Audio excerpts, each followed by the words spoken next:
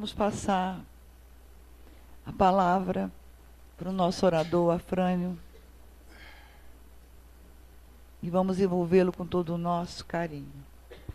Pessoal, muito boa noite. O pessoal está meio xoxo aí, hein? Boa noite, pessoal. Ah, legal. Estamos em época de ânimo, pô, né? Então, a Lurimar acabou de falar isso, né? Nós estamos hoje dando sequência aí a uma série de homenagens que a gente vem fazendo a alguns vultos fundamentais da nossa doutrina, né? São vultos que foram muito importantes no surgimento da doutrina espírita. Além do próprio Kardec, nós já tivemos a oportunidade de destacar aqui o Leon Denis. Fizemos um estudo sobre Leon Denis. Aliás, fizemos dois estudos. Um genérico sobre Leon Denis e depois um sobre a obra marcante de Leon Denis, que foi Depois da Morte, que foi a obra que, vamos dizer assim, responsável pela atenção de Eurípides Barçanufo e que acabou levando Eurípides Barçanufo a se tornar espírita um pouco mais à frente, né? Então, Leon Denis é um desses vultos fundamentais da doutrina. Se nós fôssemos escolher aí alguns pilares da doutrina espírita, né, algumas colunas onde se apoiou todo o edifício da doutrina espírita, certamente Kardec seria a pedra fundamental, quer dizer, aquela coluna mais importante. Denis seria uma outra coluna, Delane a terceira, e teríamos Camille Flammarion, uma quarta coluna. Outros falam em Ernesto Bozano, William Crookes, tem uma porção de vultos importantes no surgimento da doutrina espírita.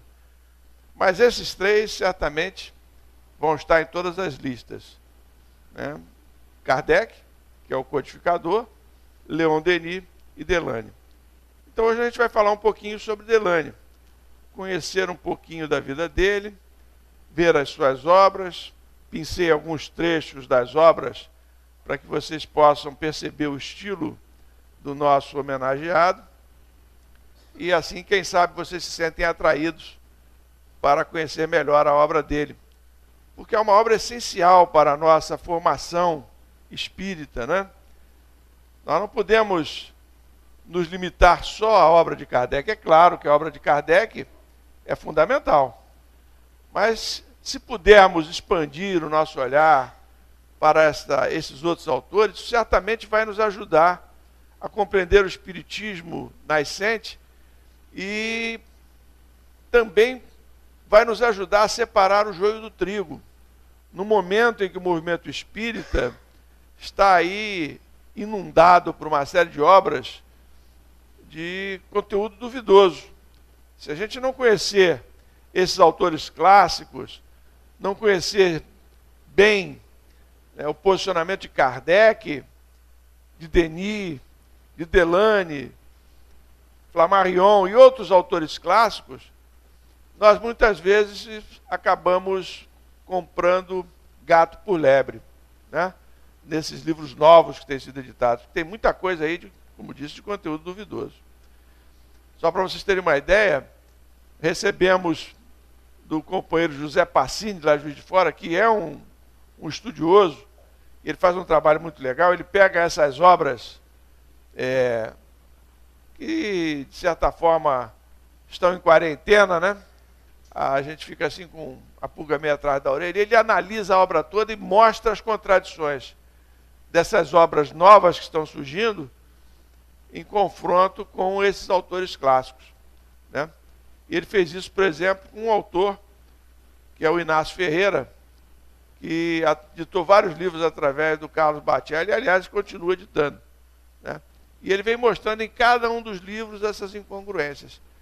Mas por que ele faz isso e nós não podemos fazer? Porque ele tem uma base sólida, né? Ele é um sujeito estudioso. E é o que nós também devemos procurar ser, né? A gente não deve se empolgar tanto com os livros novos. Não estou indo contra a livraria, porque sei até que o Clube do Livro da nossa casa procura trazer livros que vão realmente fortalecer a nossa cultura espírita. Livros normalmente da psicografia de Chico Xavier, que é uma referência para todos nós, ou livros desses autores clássicos. Acho que a gente tem que procurar ler esses livros, né? Se eu perguntar aqui agora, quem já leu todas as obras de Kardec aí? Todo mundo já leu? Vamos fazer um teste aí. Todo mundo já leu o Livro dos Espíritos aqui? Estudou o Livro dos Espíritos? Quem não estudou, levanta o braço. Ah, que bom. Aí todo mundo já estudou. E o Livro dos Médiuns? Alguém não estudou ainda o Livro dos Médiuns? Ó, já tem uma lá atrás que não estudou o Livro dos Médiuns. Ah, estudou? Quem não estudou o Livro dos Médiuns? Olha aí, já tem alguns que não estudaram o Livro dos Médiuns. O Evangelho. E a Revista Espírita? Pronto, ferrou aí, ó. Quem não estudou a Revista Espírita aí? Já aumentou o número, né? Quem já leu os 416 livros do Chico? Covardia. Né? Então por que a gente se empolga tanto com esses autores novos, né? Tanta coisa para a gente ler. A gente precisa de mais uma encarnação, pô. Só para ler esses que eu falei aí. Né? Leon Denis, então, Gabriel Delane, Flammarion. Já leram alguma coisa de Camille Flammarion? A colega aqui já leu. De Gabriel Delane? Não. Então é por isso que a gente faz esses estudos, né? Para procurar mostrar a vocês que esses autores clássicos são importantes para a nossa formação. Né? Nós gostamos de novidade, né? Isso é do ser humano. Principalmente das mulheres, não é, Gilberto? Gostam de novidade, não é? Mas nós precisamos conter esse nosso impulso. Estou brincando, é claro que todos nós gostamos de novidade. Eu, então, gosto de novidade, eu gosto de livro, mas a gente tem que ter cautela. Tem muita coisa aí transitando pelas estantes das livrarias que a gente tem que ter cuidado. Né? E a gente tem que ter em mente que não basta ser um livro ditado por um espírito para que ele tenha qualidade. Né? Porque o espírito, quando desencarnar, ele continua com as mesmas limitações que tinha quando encarnado. Né? Não é pelo fato que a gente vai desencarnar que a gente vai chegar lá no mundo espiritual e de repente a gente se torna um espírito puro. Isso é uma conquista nossa. Então a gente tem que ir com cuidado, né, nessas obras novas. Mas vamos ver Gabriel Delane. Né? Vamos ver a aparência do Gabriel Delane. Esse aí é o Gabriel Delane. Curioso, tem poucas fotografias de Gabriel Delane. Na verdade, tem esta fotografia aí. Né? Eu não sei se é uma fotografia ou uma pintura. Tem essa imagem dele, de Gabriel Delane, ele aí numa idade madura. E depois nós vamos ver, tem uma outra imagem, ele numa idade mais... ele mais idoso, né? Sentado numa cadeira de rodas. Que nós vamos ver que tal como Leon Denis ficou cego, né? Você se lembra que Leon Denis ficou cego ao longo da vida dele. Delane também passou por um problema semelhante. Outra curiosidade, nenhum dos dois casou. Né? Casaram com a doutrina espírita os dois. Como Eurípides também casou com a doutrina espírita. Né? Então, esses espíritos que vêm com essa missão realmente, eles são vocacionados, né? Eles são escolhidos a dedo, né? O Chico também, a Lia Márcia está lembrando aqui, o Chico também não casou. Né? Divaldo não casou, e a gente vai começar a lembrar uma porção aí, né? Mais do que a gente imagina no primeiro momento. Então é isso. Olha só, o nome dele era François-Marie Gabriel Delane. E ele nasceu em março de 1857. O mesmo ano do Livro dos Espíritos. Né? Quando o Livro dos Espíritos surgiu, o nosso Delane não tinha nem um mês de idade ainda. Né? Porque o Livro dos Espíritos é 18 de abril de 57, e ele nasceu em 23 de março de 57. Então nós vamos ver que há uma relação muito interessante entre Kardec e Delane. Delane foi, juntamente com Leon Denis, o discípulo mais próximo de Allan Kardec. Nós também vimos que quando o nosso Leon Denis nasce, né, o espiritismo está prestes a surgir também. Também é muito jovem o Leon Denis. Leon Denis conhece Kardec quando Leon Denis é um rapaz, numa cidade do interior. A mesma coisa o Delane aqui. Delane, então, ainda era um menininho. Já estava sendo amamentado aí com menos de um mês de idade, quando Kardec, né, lançou o Livro dos Espíritos. Quando Kardec tomou conhecimento do fenômeno dos espíritos aos 51 anos, e Leon Denis era adolescente quando ouviu falar pela primeira vez de espiritismo, Delane era espírita de berço. Era isso aí que eu queria ressaltar. O pai do Gabriel Delane, Alexandre Delane, era um representante comercial que possuía uma loja de artigos de higiene. Eles eram franceses. Seu interesse pelo espiritismo foi despertado em uma de suas viagens ao interior, quando ouviu uma conversa entre dois homens e zombou do que falava sobre o espiritismo. Aí o sujeito não se aborreceu, não. Em vez de ficar brabo com o Alexandre Delane porque ele foi contra as ideias espíritas, ele recomendou-lhe a leitura de livros codificados por Allan Kardec. E Alexandre Delane, então, intrigado com isso, comentou o acontecido com a mulher, Marie Alexandrine de Delot, que vai ser a mãe, então, do nosso Gabriel Delane. E os dois, então, ficaram estimulados a adquirir os livros de Kardec.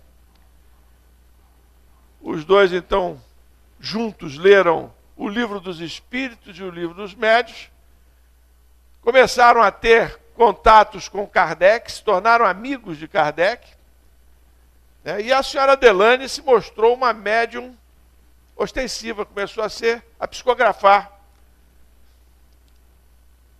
E a sua primeira mensagem psicografada dizia: crede, orai e aguardai.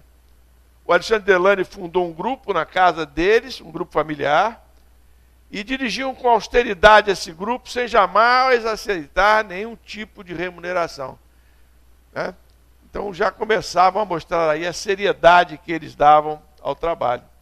Apesar de serem muito humildes. A família de Delane é muito humilde. Mais tarde, Delane vai ser obrigado a deixar os seus estudos. Eu digo, Gabriel Delane vai ter que deixar os seus estudos, porque a família não tinha condições de arcar com as despesas do estudo.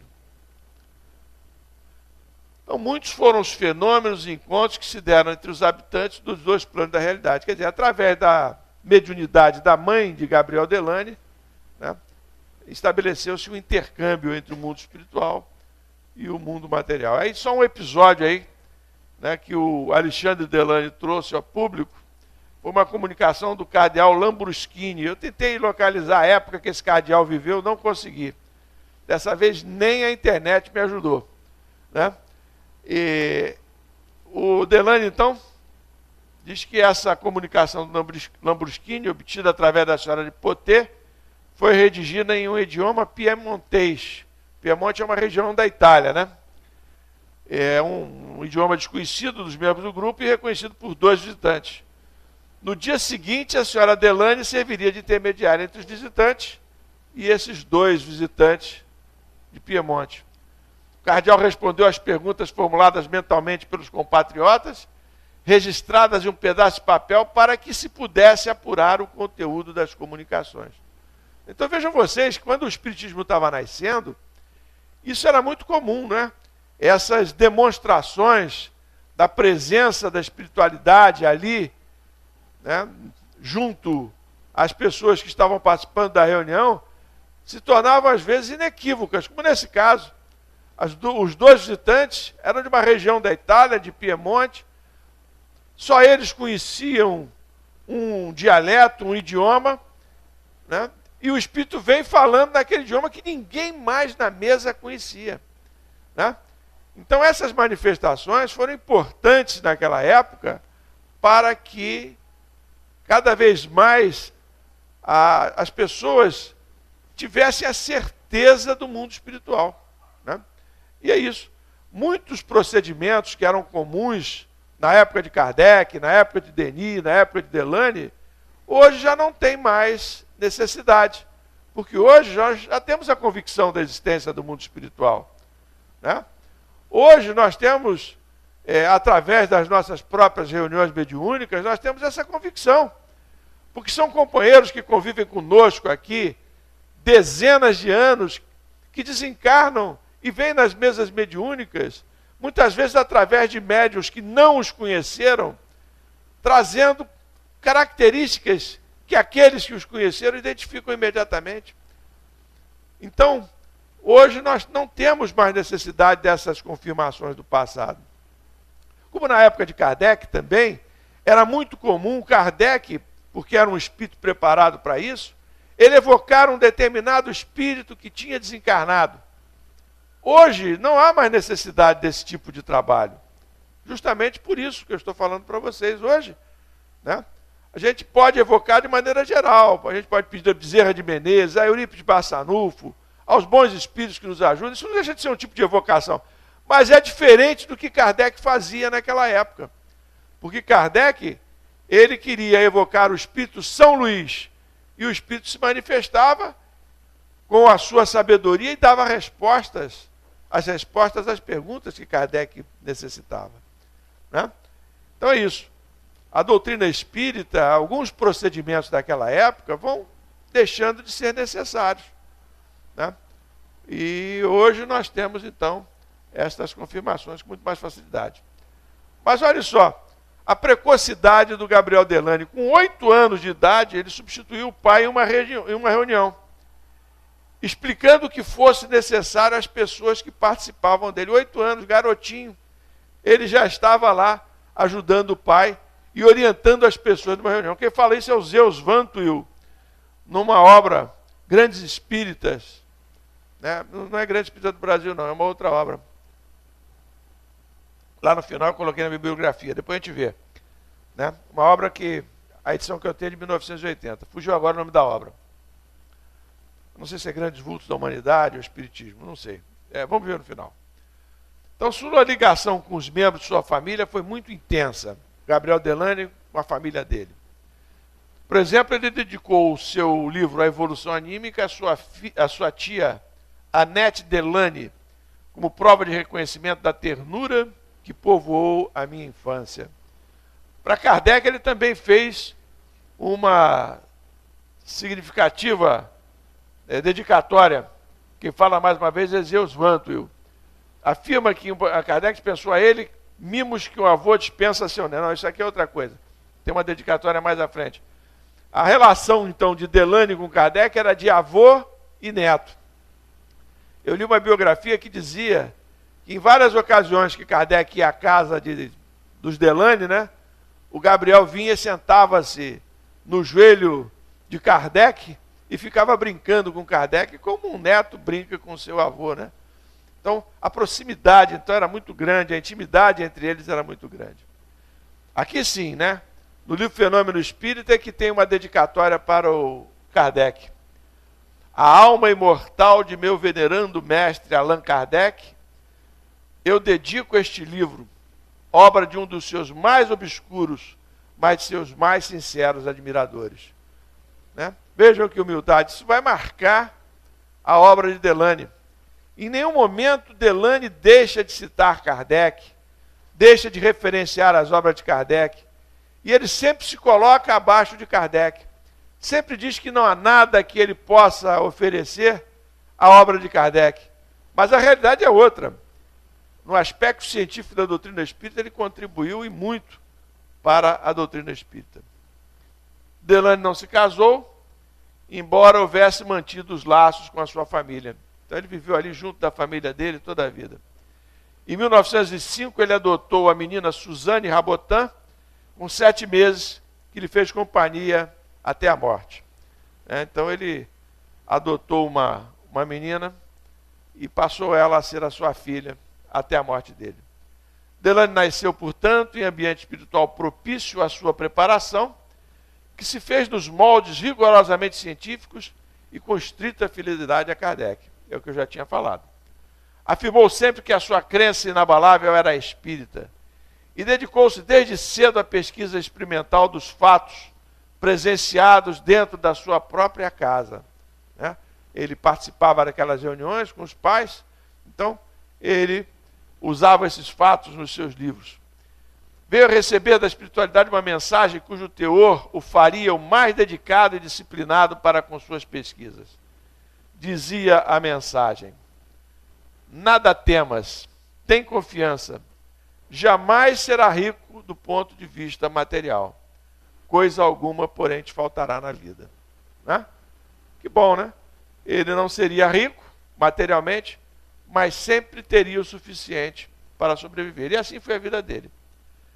Gabriel Delany, juntamente com Denis, marca a transição do espiritismo do século XIX, influenciado pela presença de Kardec, para o espiritismo do século XX, que buscava a afirmação científica. Então, esses são os traços biográficos e a vida familiar de Delany. Né? Sua morte se deu em 15 de fevereiro de 1926, aos 69 anos, e sua sepultura se encontra no famoso cemitério do Père Lachaise, o mesmo cemitério para onde depois foram os restos de Kardec. No dia do seu desencarne, Delany havia aceitado receber um anarquista que discutiu o espiritismo com ele durante 2h30. O sujeito, então, disposto a derrubar as teses espíritas. Então ele discutiu com esse sujeito 2h30 e abalou o sujeito, que saiu, portanto, tocado lá pelas colocações de Delany por volta das 18 horas. Próximo das 20 horas, Delany teve um ataque e avisou os presentes que iria desencarnar. Né? Seu amigo André Bourgeois o socorre e diz-lhe que se recuperaria, ao que ele redarguiu: sim, no além. Né? E às 7 horas da manhã do dia seguinte desencarnou. Né? Então esses grandes espíritos, né, eles têm assim a antevisão do momento do seu desencarne. Como o próprio Eurípides Barçanufo teve essa antevisão também no momento do seu desencarne. Então, encerrei aí a primeira parte do estudo, e aí vamos falar um pouquinho, novamente o nosso Delany, vamos falar um pouquinho da vida profissional dele. Porque ele, antes de se dedicar inteiramente ao espiritismo, ele teve várias atividades. Então, em 1876, aos 19 anos, ele foi admitido na Escola Central de Artes e Manufaturas, que abandonou no ano seguinte em razão de sua situação financeira, da situação financeira da família. Estava lá começando a confirmar o que o Espírito tinha dito, de que ele não seria rico, mas que nada lhe faltaria. Ele não tem, portanto, a educação, a complementação da educação. Ele foi trabalhar, então, na Companhia de Ar Comprimido de Eletricidade, POP era o nome da companhia, onde esteve até 1892, dividindo seu tempo entre o seu trabalho e sua dedicação ao espiritismo. Possivelmente se deve a este emprego o fato de alguns autores se referirem a Gabriel Delany como engenheiro. Delany não era engenheiro, né? Mas ele adquiriu a prática de alguém que trabalha com engenharia nessa companhia em que ele esteve até 1892. Né? Em 1882, participou da criação da União Espírita Francesa, uma espécie de federação espírita lá da França. Né?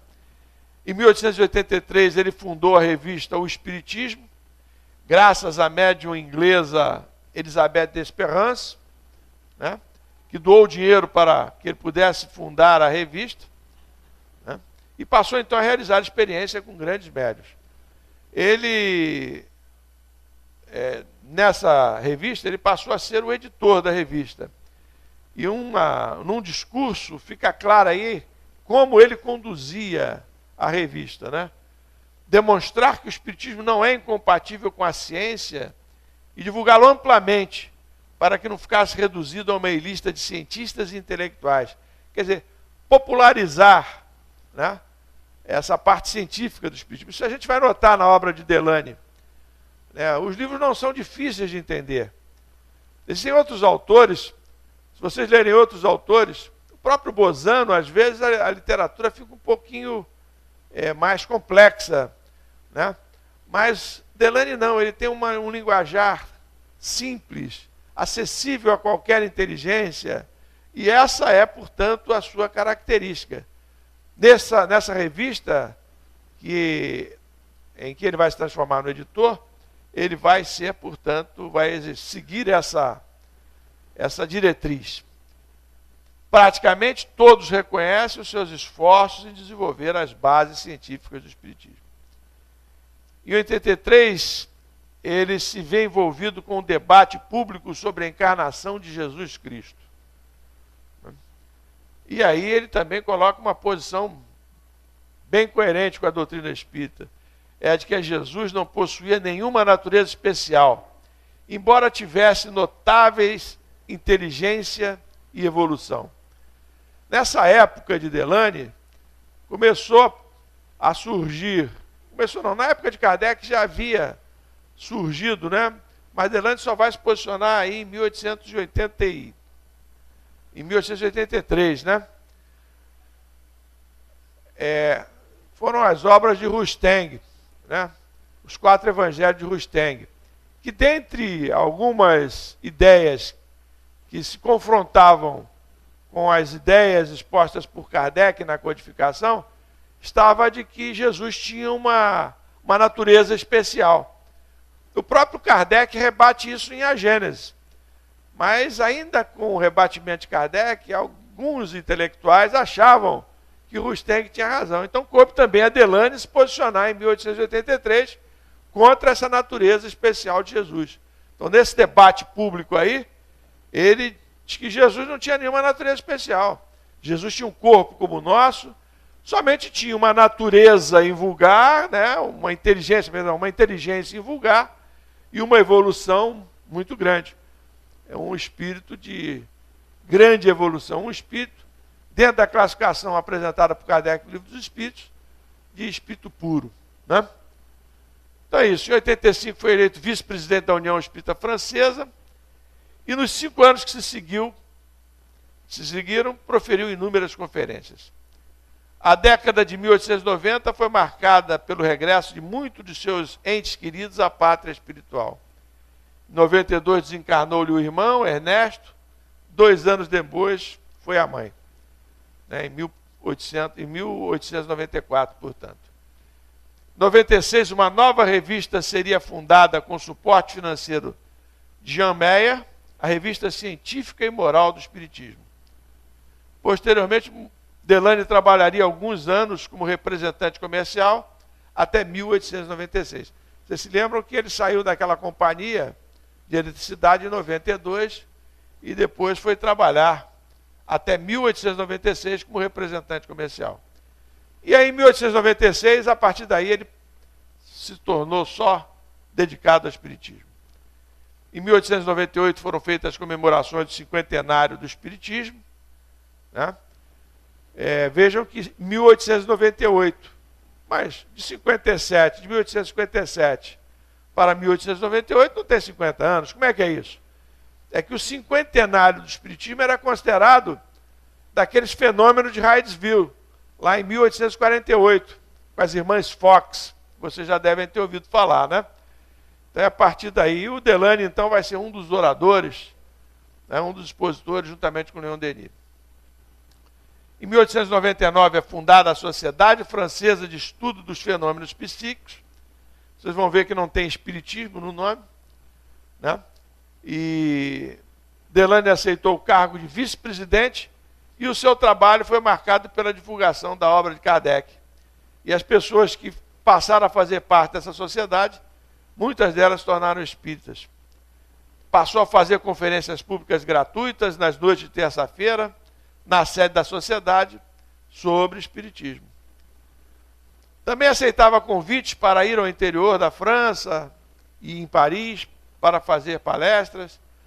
Participou ativamente da organização do Congresso Espírita Espiritualista de 1900, onde fez a conferência de abertura. Em 1901, então, desencarna o seu pai. E em 1904, juntamente com Charles Richer e outros estudiosos, presenciou os prodigiosos fenômenos de materialização em Argel. O Charles Richer foi um importante intelectual dessa época.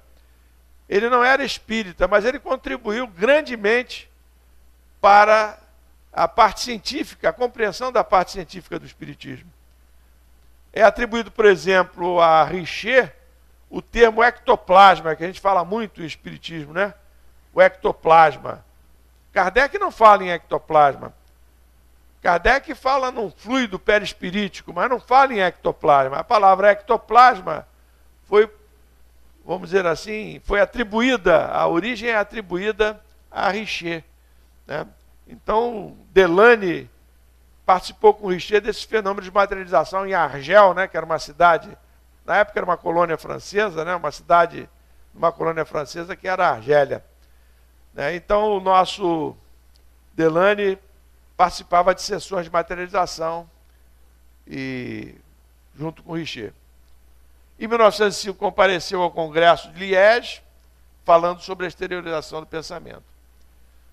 Mas Delany não gozava de boa saúde. Desde menino tinha um abscesso no olho esquerdo, pelo qual foi isento do serviço militar, o qual resultou numa infecção que iria progressivamente prejudicar sua visão, levando-o à cegueira, né? Não consegui descobrir que tipo de abscesso era esse, se era decorrente de toxoplasmose, alguma dessas doenças que dão na retina, né? E que acabam fazendo várias infecções e levando a pessoa a perder a visão. Acredito que tenha sido uma dessas doenças visuais, né? Em 1906, a paralisia dos membros inferiores obrigava-o a andar com 2 bengalas. Nem por isso abandonou as conferências na França e no exterior, sempre divulgando as ideias espíritas. No período da Primeira Guerra, a saúde de Delany piorou ainda mais. Cada movimento era um grande sofrimento. E ainda por cima, ficou cego. Vamos vendo aí como é que a vida desses missionários vai se complicando. Em 1918 já não conseguia mais andar, sendo necessário o uso de cadeira de rodas. Não obstante todo esse sofrimento físico, continuou produzindo incessantemente, retirado na vila de Montmorency, onde Jean Meyer lhe havia dado asilo. Esse Jean Meyer aparece pela segunda vez aí na nossa exposição. Ele foi um escritor, filósofo, pesquisador suíço, sendo uma das mais destacadas figuras do espiritismo do século XX. Ele era um homem rico, tinha grande fortuna material, né? Jean Meyer. A revista científica Moral e Imoral do Espiritismo foi interrompida em 14, em função da guerra, e volta a ser editada em 17. Em 1919, com a participação de Jean Meyer, foi fundada a Federação Nacional dos Espíritas da França, que incorporou a sociedade, e Delany tornou-se presidente deste órgão. Então vamos vendo vocês que a vida de Delany, ela foi intensa. Ele participou de todos os movimentos da época dele, todos os movimentos espíritas de sua época. E junto com Delany, inclusive, junto com Leon Denis, inclusive, né? No final da vida, essa aí era a situação dele. Olha, as 2 bengalinhas na mão, sentado na cadeira de roda, e essa era a aparência física do nosso homenageado. Bom, vamos falar um pouquinho sobre os livros deles, né? Para vocês conhecerem. O primeiro livro deles foi esse, de 1885. O Espiritismo perante a Ciência. Tinha 5 partes. Trata das diversas teorias relacionadas à existência da alma, da história e teoria do magnetismo, sonambulismo e hipnotismo. O magnetismo aqui que está sendo falado é aquele magnetismo animal, de Mesmer.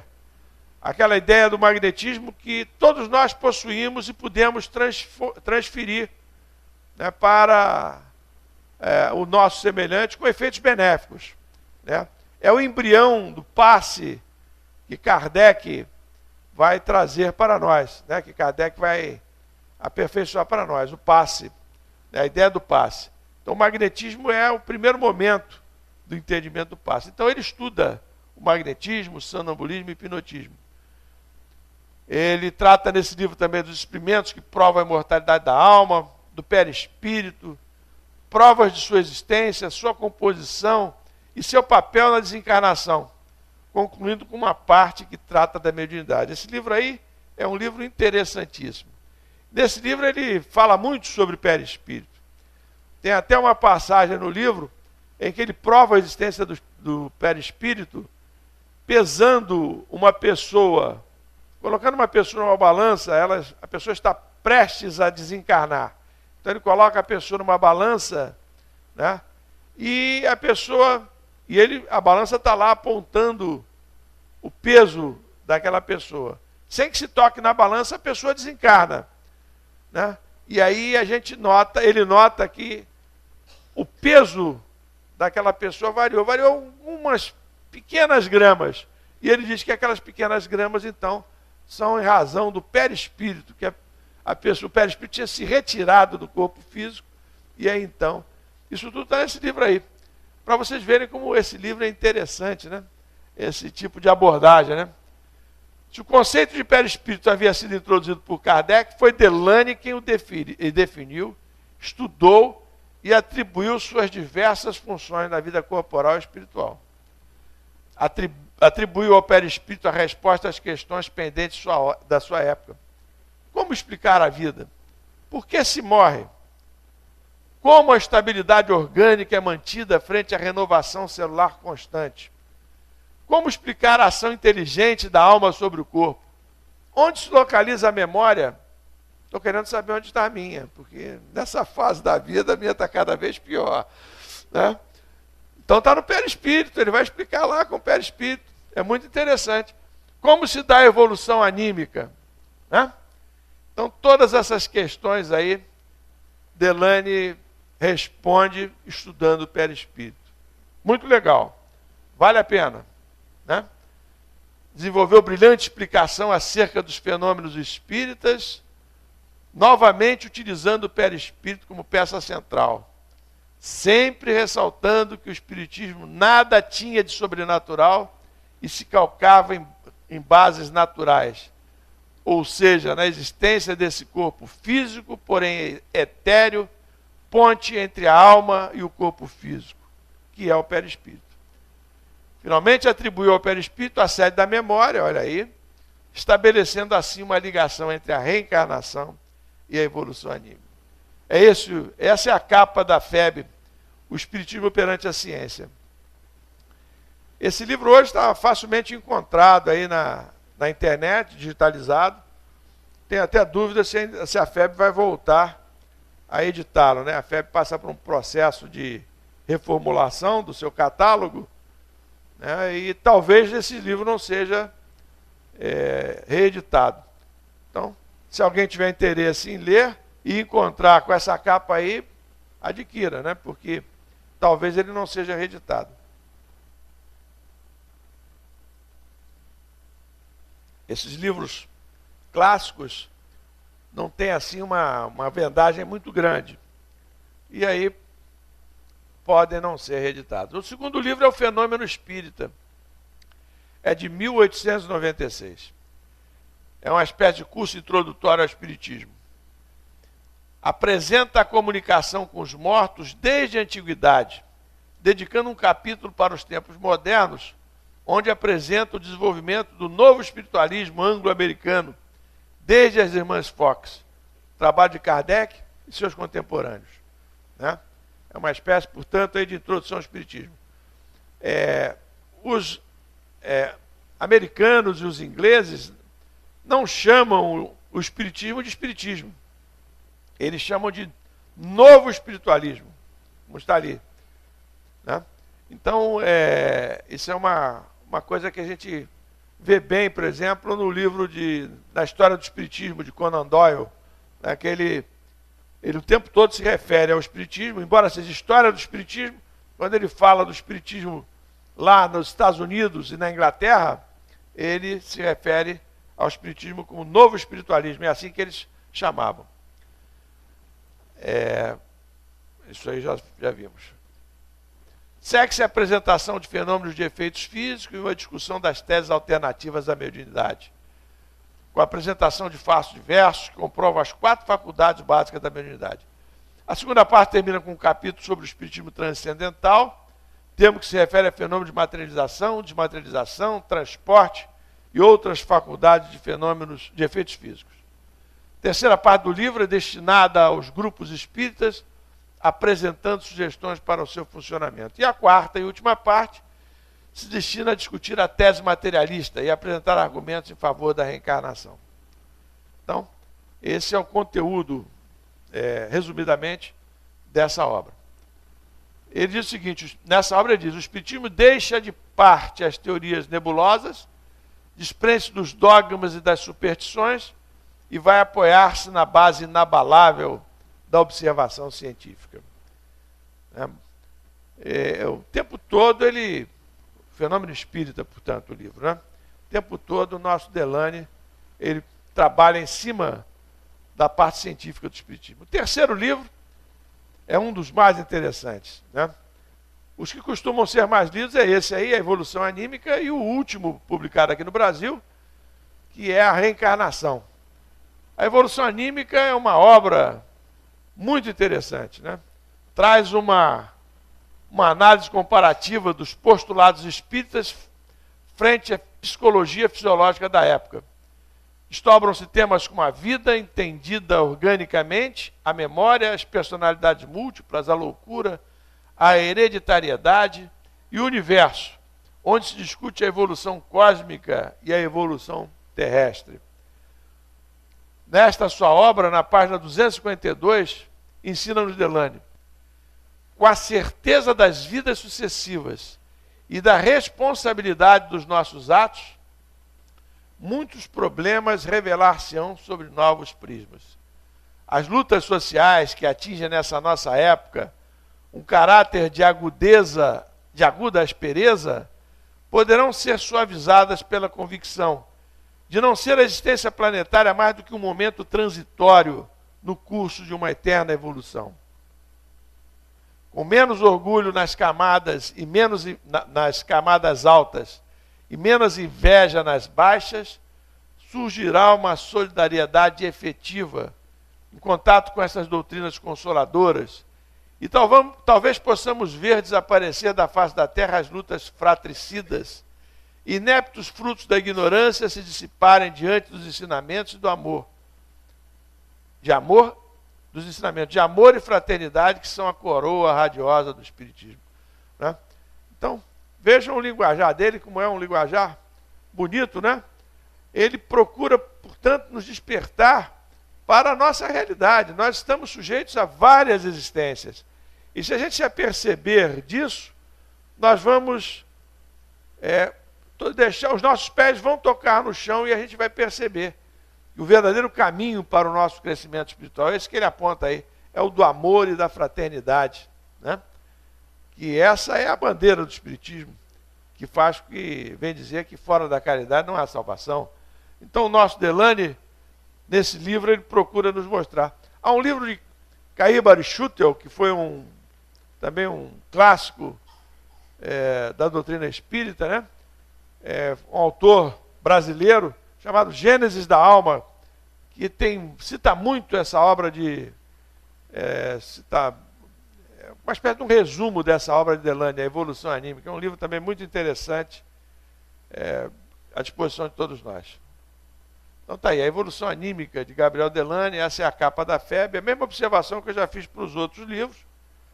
Não sabemos se será reeditado.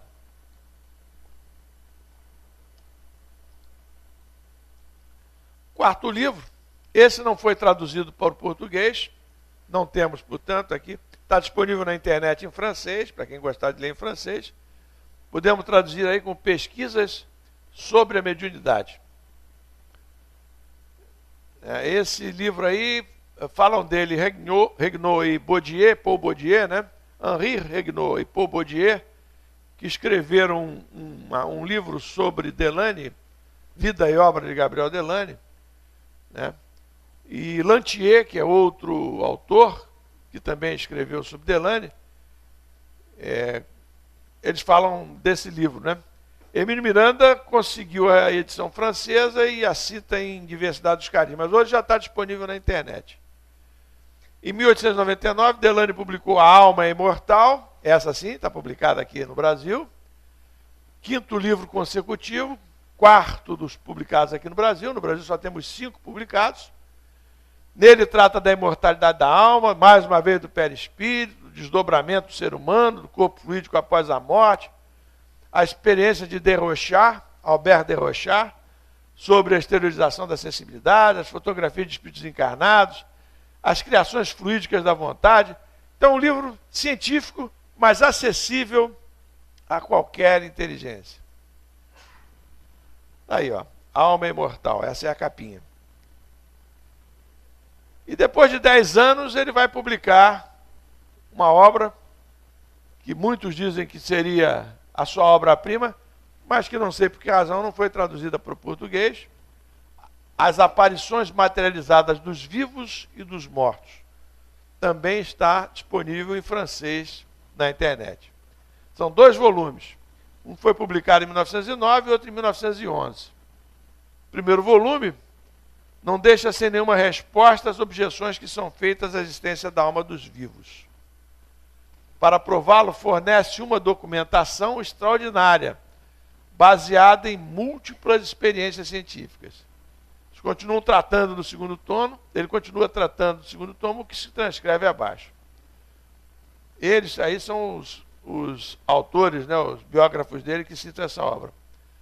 No segundo tomo, mostra a analogia que existe entre o que se passa durante a vida dos seres e o que existe quando, não tendo mais o corpo físico, podem, todavia, manifestar sua sobrevivência através de comunicações pós-mortem. Talvez esse livro não tenha sido editado aqui no Brasil, porque logo depois, né, em 43, tem o Nosso Lar, trazendo notícias do mundo espiritual. Talvez muito do que está relatado no livro tenha perdido a originalidade diante da obra de André Luiz. Daqui a alguns séculos, quando os historiadores desejarem tornar conhecido o que havia na época da barbárie, quando existiam materialistas, os humanos dessa época ficaram muito espantados ao constatarem que os metapsiquistas nada tinham inventado. A metapsique era uma ciência da época de Delane, né, que congregava vários estudiosos, uma espécie de parapsicologia daquela época. Em 1922, Delane prefaciou A Granja do Silêncio, de Paul Baudier. Essa é uma obra interessante, mas não é escrita por ele. Aos 68 anos, publicou a sua última obra, de incomparável valor, A Reencarnação. Esse é o 5º livro editado aqui no Brasil.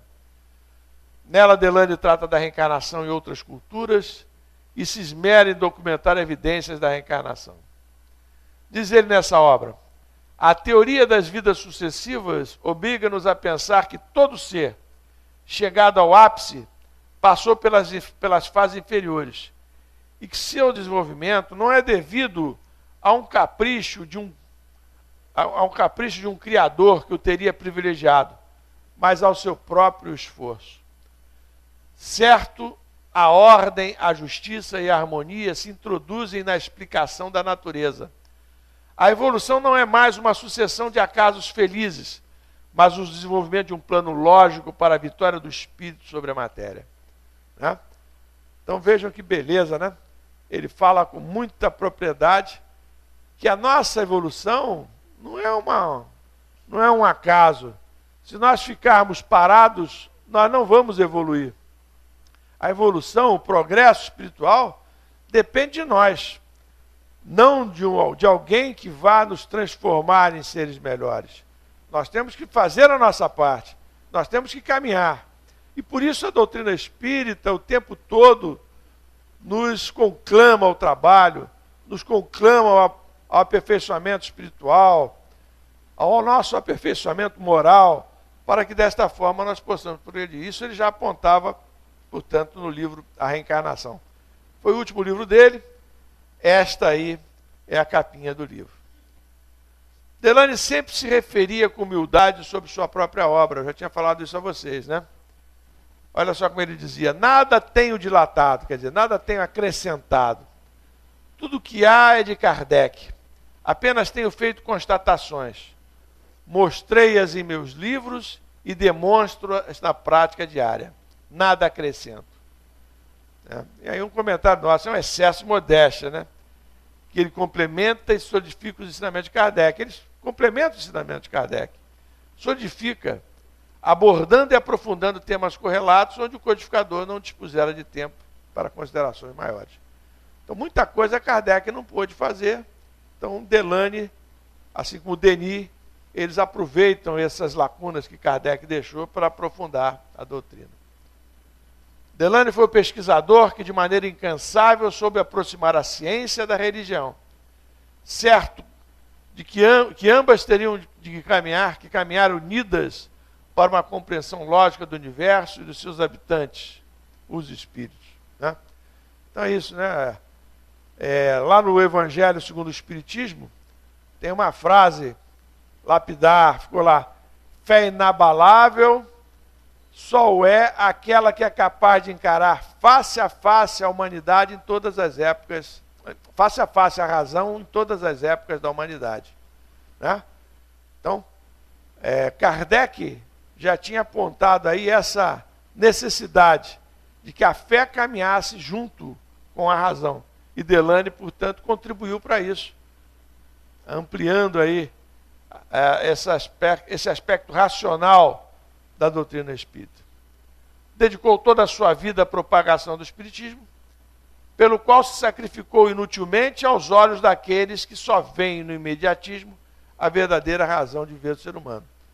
Quem não acredita na reencarnação, acha que foi uma bobagem ele ter passado a vida toda dedicado ao espiritismo. Né? Nesse caso, muitos de nós aqui presentes, talvez todos, somos bobos também, porque nos dedicamos à doutrina espírita no limite das nossas possibilidades. Então é isso.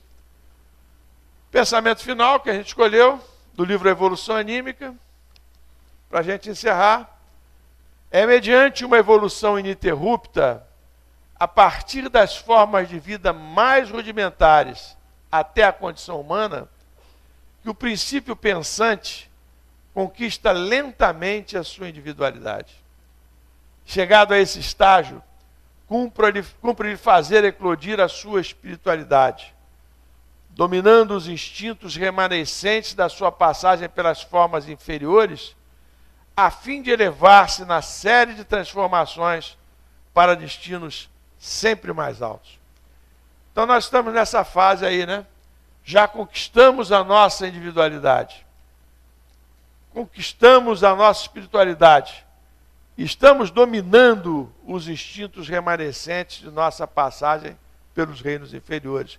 É isso que vai resultar na conquista da nossa espiritualidade. A gente conseguir conter esses instintos que nós trouxemos das nossas existências nos reinos inferiores da criação. Então é isso, meus irmãos.